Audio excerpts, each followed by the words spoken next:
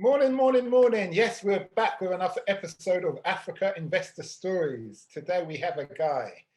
It's a bit unusual before I start, because normally I introduce a foreigner who's invested in Africa. Today we're introducing African, who's invested in his own, but he's also lived abroad. So there's a little angle there.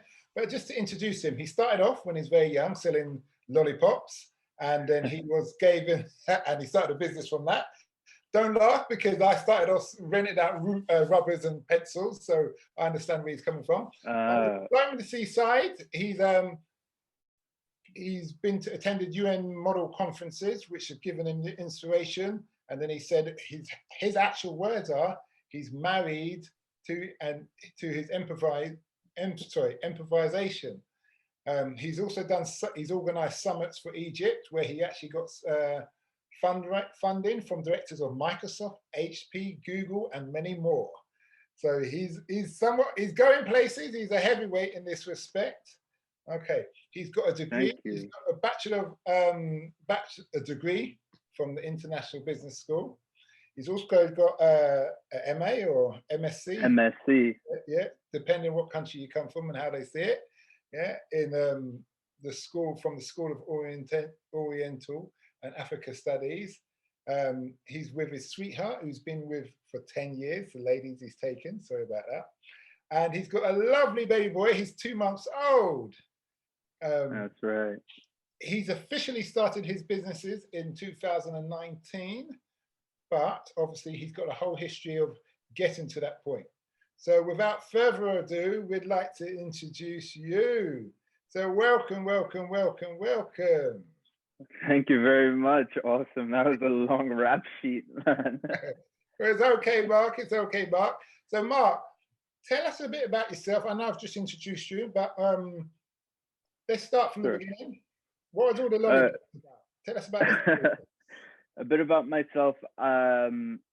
First of all, lollipops was enterprise. It was hustling on campus just because I could. I lived in Uganda for a little over 10 years. I moved there in 2006 with my parents. And I don't know, it was sort of just habit that, you know, you come to school and you've got something that everyone wants. I guess other listeners would hear like chewing gum or something, right? Or a bag of chips. You open it up in the classroom and you end up giving away half of it. So we just decided, like, why don't we sell these instead? You know, come with a whole bag of lollipops, hide them in a backpack, and literally mark them up so much because they're rare and people start being seen around the lollipops and wondering where they came from. And they're the nice ones, you know, they're like big bomb with gum inside them. A hot commodity. So we sold them and, sorry? No, go on, sorry. Yeah, so we sold them and we realized that we were making a lot of money out of this. You sell one bag and you've made enough profit to buy 2 more and just keep it going. You know, the bag will run out in a matter of minutes at lunch break or one of the breaks between classes. And we ended up deciding to purpose that fundraising to something.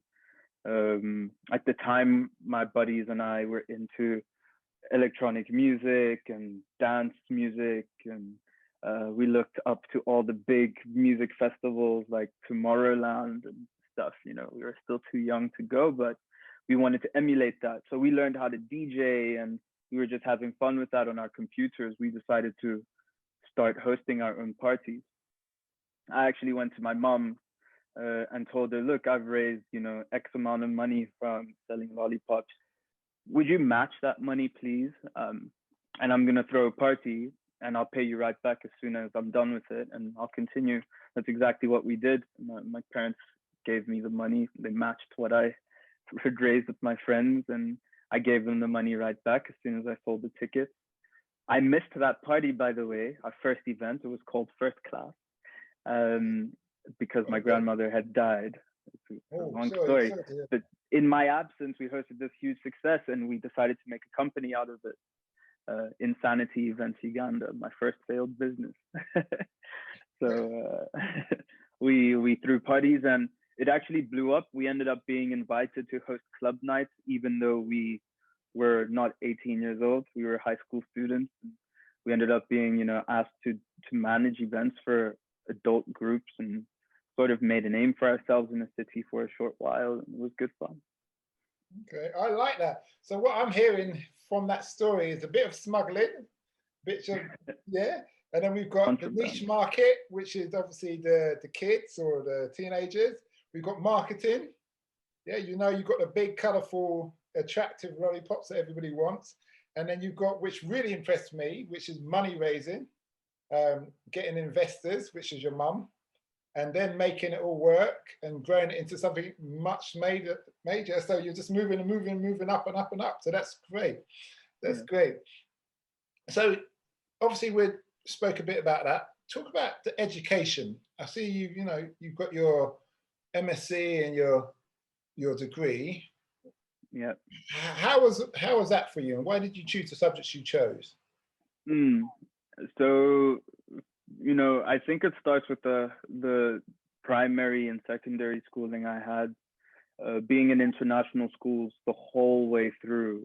American international school of this country, then this country, and that country, and by the time I got to the end of that, it was all international focused. We always, were in classrooms with people from all over the world, and there was just an interest to go beyond what was immediately available to us.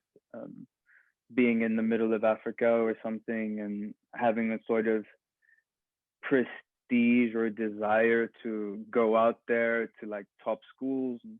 We had the grades for it. Our families were able to afford it. So it turned into sort of, where in the world would I want to go as soon as I'm done with this high school? And for as long as I could remember, I knew I wanted to study business for sure. I was into entrepreneurship, but I thought I would study management.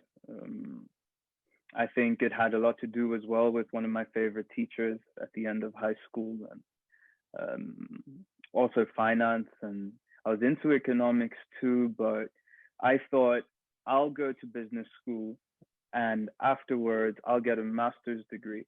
This is when I was in maybe year 9 or year 10 that I had determined or decided for myself, that is what I want to do.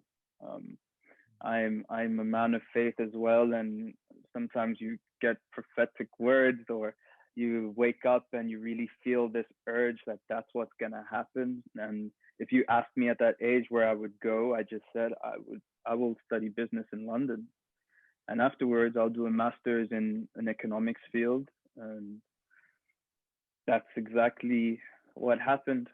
I did my applications. I got some interesting offers at the end of high school, but I applied to Hull International Business School sort of as a last fail-safe when I finished my exams, just because the applications were open and I got cold feet, or I was nervous that my high school exams weren't going to be so good, that I had underperformed according to the expectations.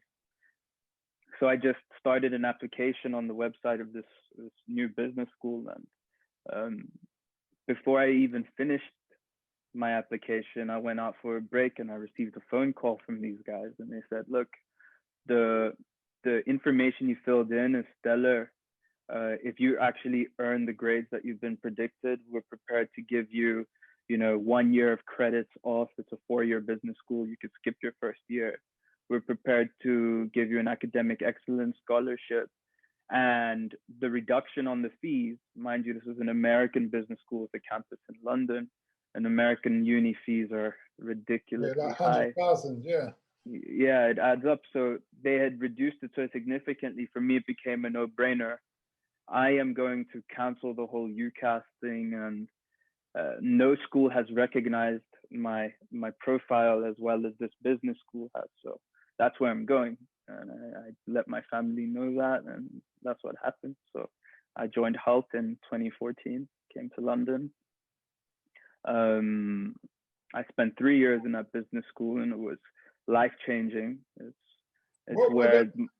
So just to jump in there, what are the significant things that you've learned in that business school? Because you seem like you have a very entrepreneurial spirit already. You're like I mentioned, what, 5 or 6 things there, which you did, which are key to business. So Yes. Well, the first thing I could say is I learned for myself, at least, that entrepreneurship is not something you study. I don't believe it's something you study. I mean, I went to business school where entrepreneurship was one of 4 main disciplines: entrepreneurship, management, finance, and accounting, but marketing, excuse me. But you can study it, but I think entrepreneurship is more of it's an energy, it's a kind of person, it's a drive. You don't have to go to business school to be an entrepreneur. So I think when you're going to go and study, you need to do something that's going to help you sharpen yourself when it comes to running your business, or identifying where value is and how to bring the most value out of things. That's, for me, easier to find in a field of study like finance, where because of the courses I took in that school, I was able to learn what a good investment looks like, for example, in terms of numbers and projections and performance management and, you know, the accounting principles. Then you go to management itself and you realize what leadership is and how to work with people and how to resolve conflicts and identify risks. And there's so many different aspects to business that it will benefit you to go and learn. So that sort of morphed my entire approach to how I work and how I do relationships outside of work as well. So I thought that was really a molding environment to be in. The school also. Sorry, just to jump in there, I know you're explaining, but I want to just dive in at times. Those skills that you've learned, would you say that they're skills? I know you said you've learned them from uni, but there's a difference between business and entrepreneurship. So where would you say the line is that you just go out there and try it, like you did with your lollipops and it grew, to where you sit down humbly and say, I don't know, I need to know, teach me? I think that is literally the line. You're either doing trial and error because you had an idea, excuse me, or you recognize that you don't know everything. And I'm not saying one approach is better than the other. There are people who have done exactly that, trial and error, and become the most successful, you know, businessmen and women of our age. But at the same time, there are people who are willing to identify or agree that there are things they don't know, and that they can get educated, or they want to be in an environment where they can cultivate those kind of skills. So when you go to study these things, I think that's the line exactly. That's you saying, well, I know I could do trial and error. I maybe have even tried trial and error, but I want to be in an environment where I am open to ideas, to learning, not just theory, but really understanding what principles I could take and apply to my real life experience, to my trial and error. And it helps to have that trial and error behind you before you go into that environment, or else it's fiction. You know, you need to go in there and have an idea of what it's really like out there. And you need to realize that you're learning things that you can apply. You're going there to gain knowledge so that you can apply it. If you don't go there to gain the knowledge, then you do your trial and error until you get it right. And I think a combination of both is crucial. So it's not just to divide them from each other. Does that make sense? Yeah, it does. Well, you mentioned conflict resolution. Me being an ex-military man, that fascinates me. I think you coined the term slightly different, where in business you have an issue and you need to resolve it. Can you give us an example of how what they taught you how you would deal with that?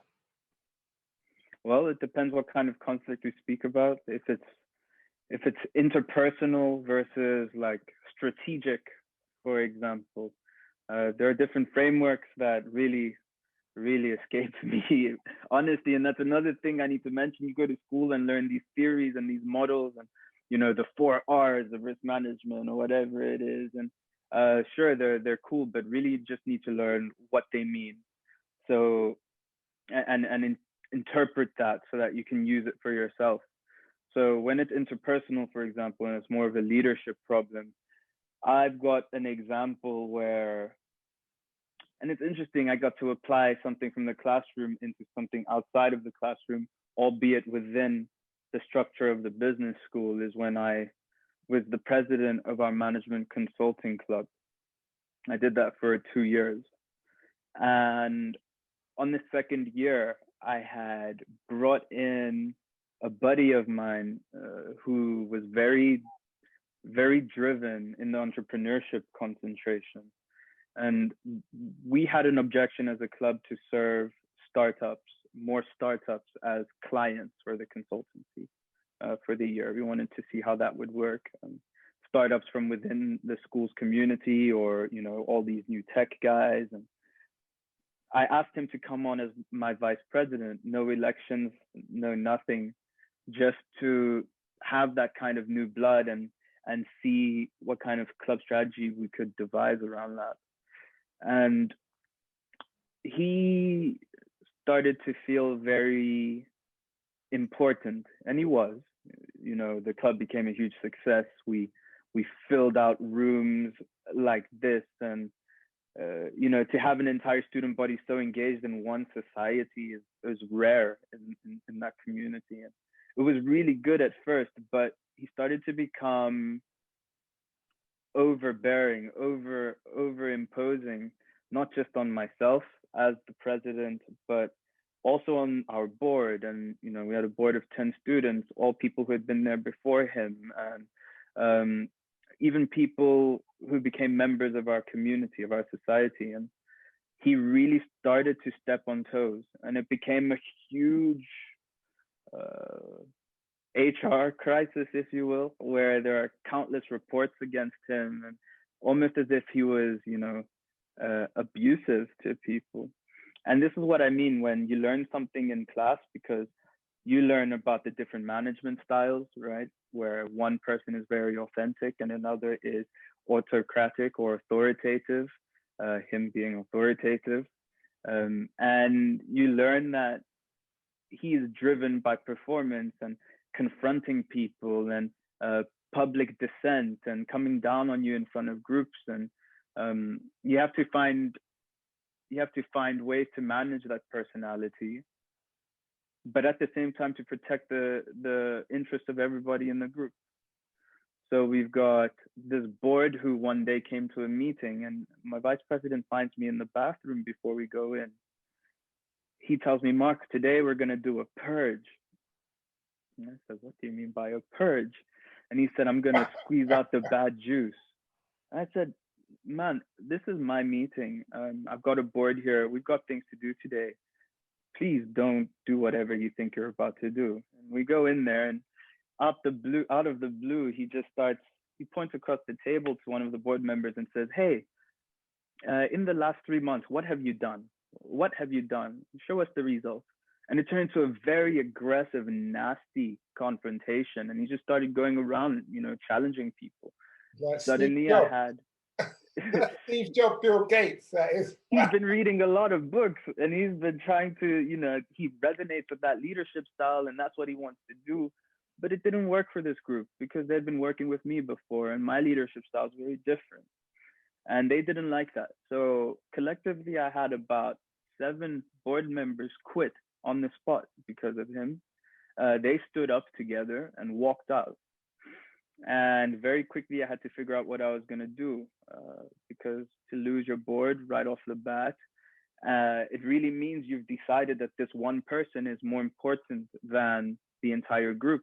Mm-hmm. And what are you communicating, and how do you intervene? So there was a big lesson there, having to turn that around, having to prioritize, having to cut out the nonsense, acting quickly, managing interpersonal relationships, protecting the rights of people, harassment policies, and all these different things, till the point that this gentleman had to, be removed from his position, and it saved the club. All of these people came back. The society goes on to win, most professional and best society of the year, and close amazing consultancies. And you just realize the dynamics of team play, and all of this. What did you learn from that? Well, there's a few things. The first one is, you can't sacrifice an entire team that works for one person. People have a role to play, and even if one person brings a lot of value to your business, if that person is insubordinate or believes that they are more important than anybody else in that team, and is willing and able to demonstrate that with no remorse, you really cannot have that. It becomes a cancer for your team. So the team's energy and the balance of energy is crucial. I think first and foremost, people need to feel comfortable in your organization. So I really learned that, and you don't have to learn that in the classroom. I also played first team football. You learn to play your position and trust your teammates, and there's so many. You learn that you can find these morals all over the place, not just a textbook. I think that's the biggest learning curve for me as well. You don't need to go to school for that. Even if it was great for me, even if I learned it out of a leadership book, or did case studies where somebody had to act in the same way that I did, and the results were good. You learn that it's in you, it's out there in your day-to-day, and you can learn them, and you can implement them. Would you say he was the right person for the job though at the start? Absolutely. We blew up. We were an undergraduate campus. By the end, we had postgrads as part of the community. The first time that was ever done. 150 new members, closed the consultancy for virgin money, rubbed shoulders with, top leaders in the business community in London.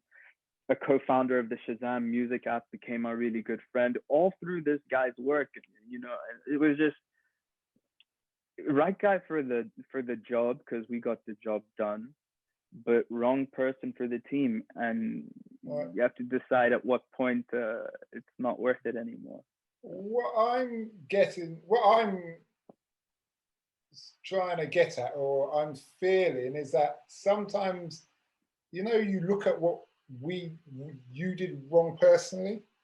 So you've hired the right guy for the team, but it's like, maybe we should have briefed him better.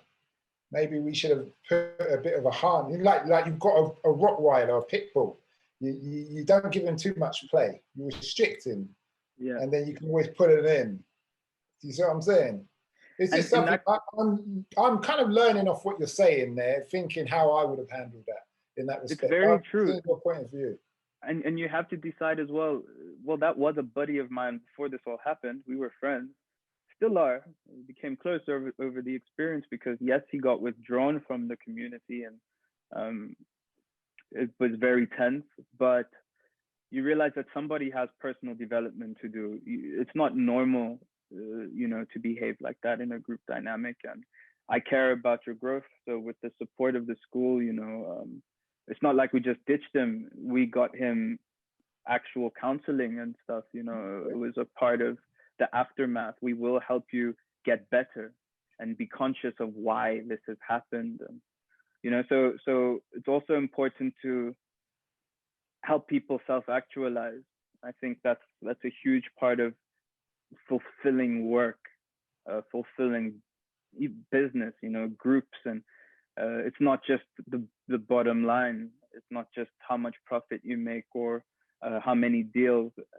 For me, at least, it's very important to make lives better along the way. And if you could do it for everybody, great. If you can't, and no one wants to, and people don't want to go there with you, don't waste your energy either, I think.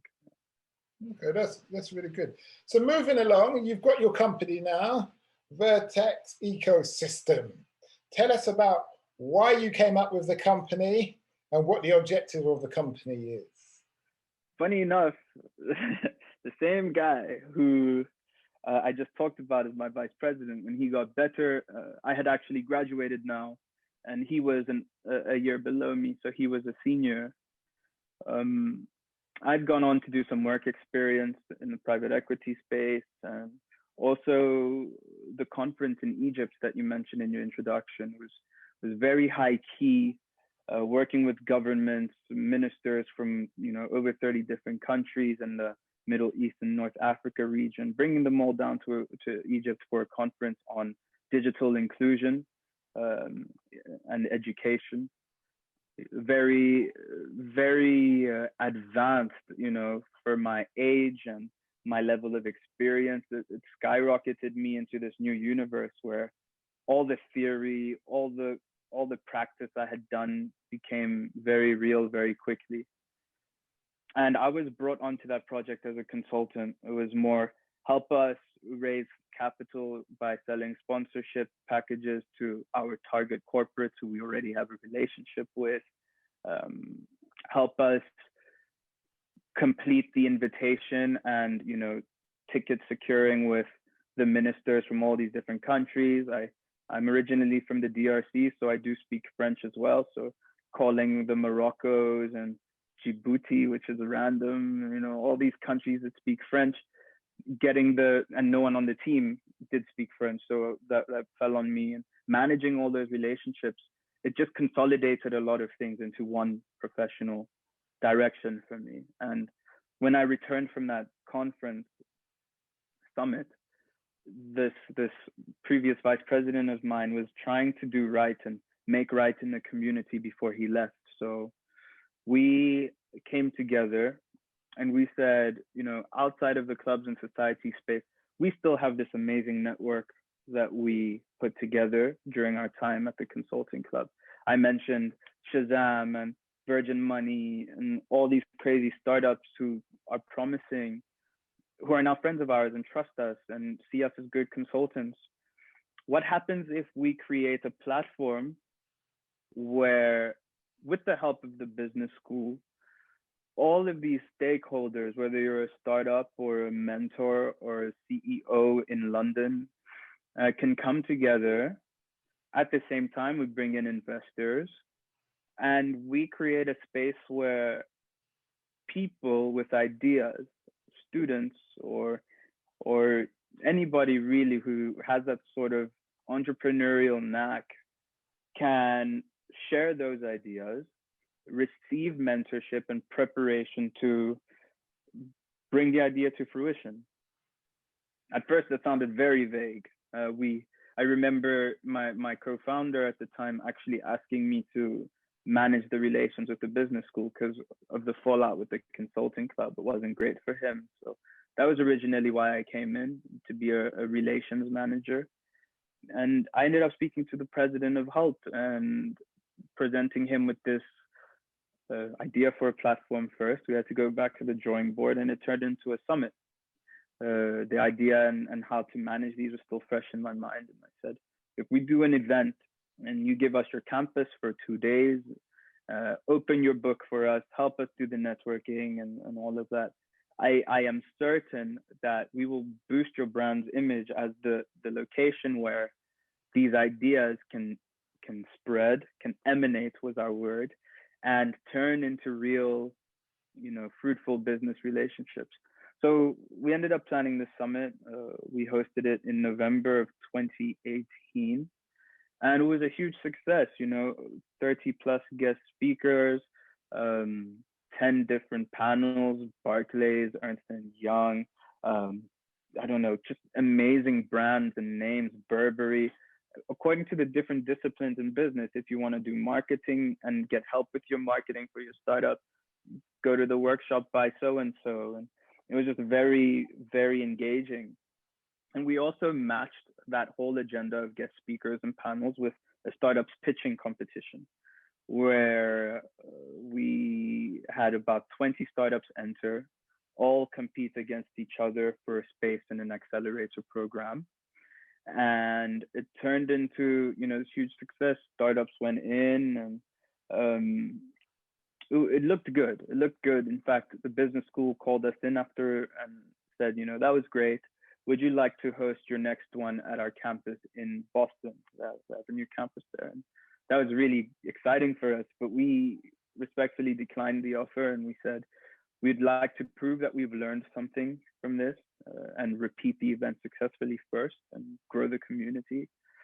So we all thought we'd stick around for another year. Mind you, I'd already graduated. I was already a year out. My buddies were all finishing their business school, and no one's from London in that business school. So people had to go separate ways, and it wasn't really a sustainable plan. We ended up falling apart as a team. But for those who did stick around, we came up with an idea to keep the momentum going.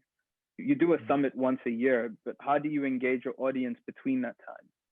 Originally, our company was called Vertex Summit. We had to do a rebrand though. And by the way, Vertex in mathematics is where two lines intersect. So that meant, the young, driven creatives or people with ideas intersecting with those who have the resources to uplift them, right? That was the idea. So we kept the Vertex idea, but we said to keep an audience engaged, we're going to come up with a few cluster projects that can go between the two summits, the annual summits. We came up with the Explore series, which was specialized workshops for one particular business discipline at a time. I hosted our first successful one at WeWork, struck a great deal to host there. We had a senior marketing executive from Google lead a panel with 3 other very successful marketing agencies. And the workshop was all about branding like a digital marketing agency. And we had startups apply for tickets, specifically ones who were at an impasse as far as marketing strategy in their startup. And they come ready to, use her solutions in their startup. Very cool stuff. We also ran the Explore series on a licensed basis, kind of like TEDx, the TED Talks.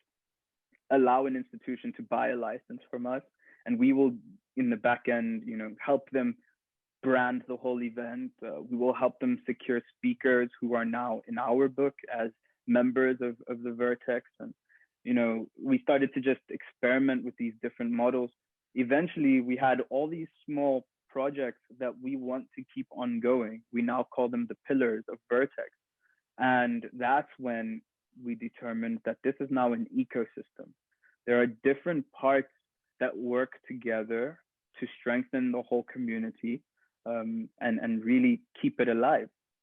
So the summits did stay annual, but in 2019, for the second summit, I ended up going down to Nairobi and hosting it over there in Kenya. It was a very interesting startup community down there, and it turned into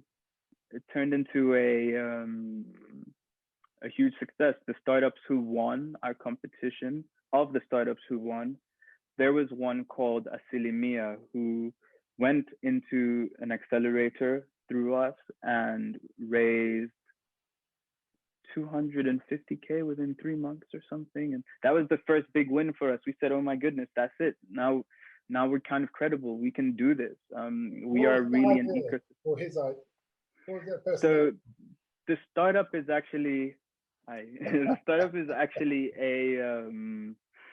it's a fintech platform in Kenya. You might know that in Africa now, with the rise of mobile technology, people are really starting to find platforms whereby they can transfer funds transfer, payments, mobile payments from one another. Mpesa is a huge one, and I would love to talk about that if we have time. I've researched that so profoundly in my master's degree, and so Selemia just has their own unique solution for it. It's a bit out of my mind right now. They have their own, USPs, and it just ended up being a very at the time it was advanced compared to the other startups in our competition. They had done their market validation, their MVP had rolled out, they had some data, they had taken it a little further than just an idea. And that, you know, within a year of that, we were proud to share that they serviced over 1 million Kenyans, and it was huge. You know, they did a great job. So just yeah. to jump in there, obviously you going to Kenya to set up, what was that like? What was it? Was there any difficulties? Was it easy? How was it? So the reason I mentioned my first party back in high school was hosted in my absence was because I grew an ability, or a lack of fear rather, to organize events and meetings in places where I'm not. In fact, when we launched the Explore series with Vertex and we did those small workshops, I wasn't even in London when we hosted that Google workshop at WeWork. And when we planned this summit in Nairobi, I was in Johannesburg. I actually flew in to the country 1 or 2 nights before the summit itself, but we had done our sponsorships, we had confirmed our venue. I was able to get, you know, some friends who were on the ground to go check it out for me. The community was set, the partnerships were done, technology is amazing, you know. So we organized a lot of the agenda without physically being there. And we showed up for the summit itself, and we did the competition online as well. These startups, you know, we went to different incubators, accelerators, business schools in the city and in the country. Actually, we had startups drive down from Mombasa and you know, all of that. We had them all do this online until we really had to get together. So it was a lot of commitment, but when we care and when it's so, the formula is there. You know what to do already. You've tested it before. It's fine. It was great. It was straightforward. It was good fun. It was exciting. It happened, you know. Okay. Well, last 2 questions. First of all is, what have you learned throughout this whole experience that you wish you knew when you started? That's a good question, man.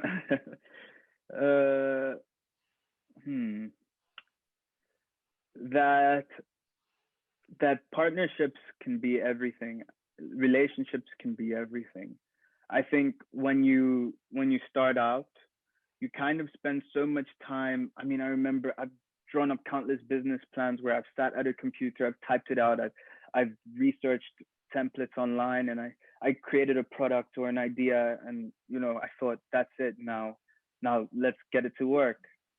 And some people have golden ideas that never get the recognition they deserve. But some people don't have such great ideas, and because of who they were able to rub shoulders with, it became something massive. And you know, my friend always says the graveyard is probably the most expensive place in the world, and by that what he means is people die with those ideas in their minds and never get the chance to get the investment done, you know. So I thought, through all of this, I realized, man, some people just have access and friends and platforms that are just open to them. You're allowed to share your idea, and we're allowed to talk about this. And because of the relationship we have, I will show it to so-and-so, and maybe I'll get you that meeting that you needed. And that is sort of the whole foundation of Vertex as well. It's that there are so many marginalized groups, and that's why I took it to Africa. What am I going to do for my people? People who have these ideas, people who live and face the real problems of tomorrow, or they're the problems of today, but their solutions are the solutions of tomorrow. And they create informal business. They have all these answers to things that the rest of the world has never heard of.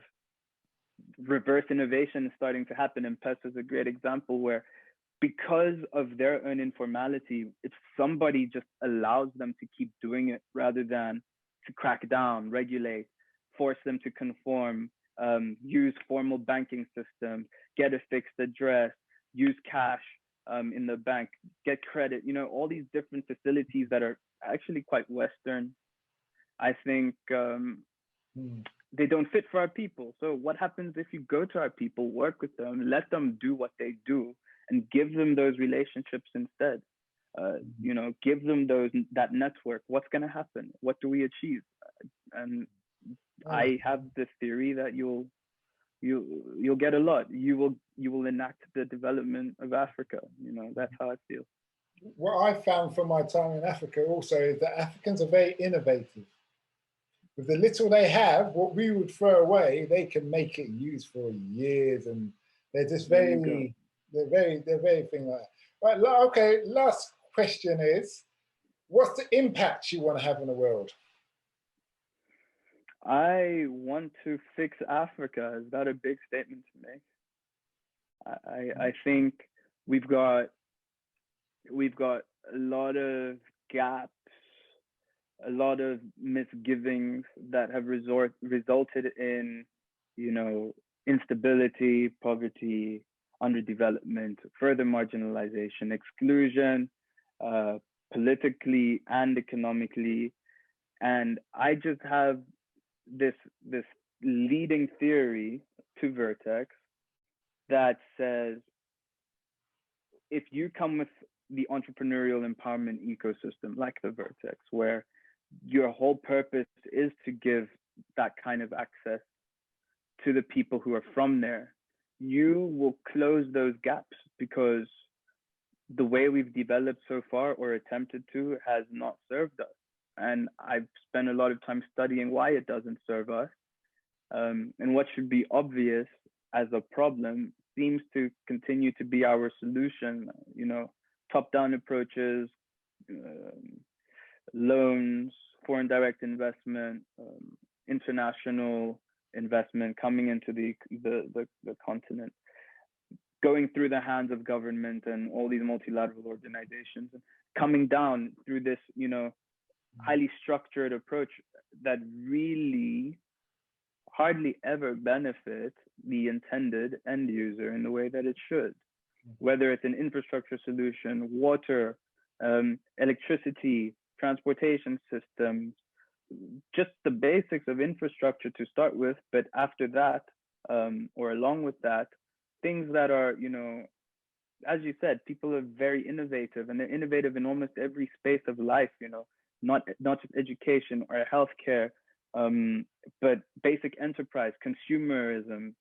We have ideas, we have localized ideas, we have solutions that are for us, that aren't being built up. I want to create a system that, or I intend for my ecosystem to be one that exemplifies the correct form of innovation for our continent. Well, thanks a lot for that. It was really good. I think we're going to have a part 2, because there's still a lot more energy, a lot more stuff that you have to give. I can see that from the passion, from the way you speak. Where can people find you, and what social medias, and where? Okay, start with Instagram. I would like for you guys to go check out Vertex Ecosystem. It is at Vertex Ecosystem.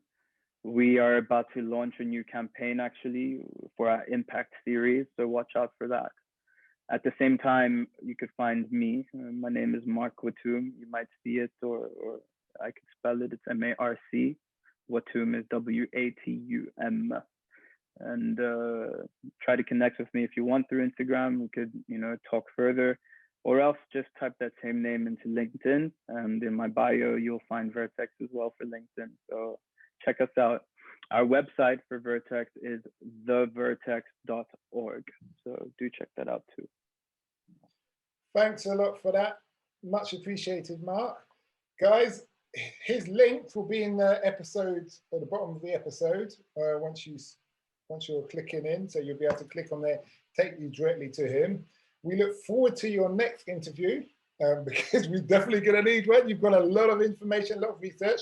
But just to let you guys know, or people know out there, if you do have an idea, I advise you to look him up, check him out, throw that idea his way, and he could be the man who makes you a millionaire and helps Africa. So keep on doing what Amen you're to doing, that. Mark, and we Thank wish you you so well. much.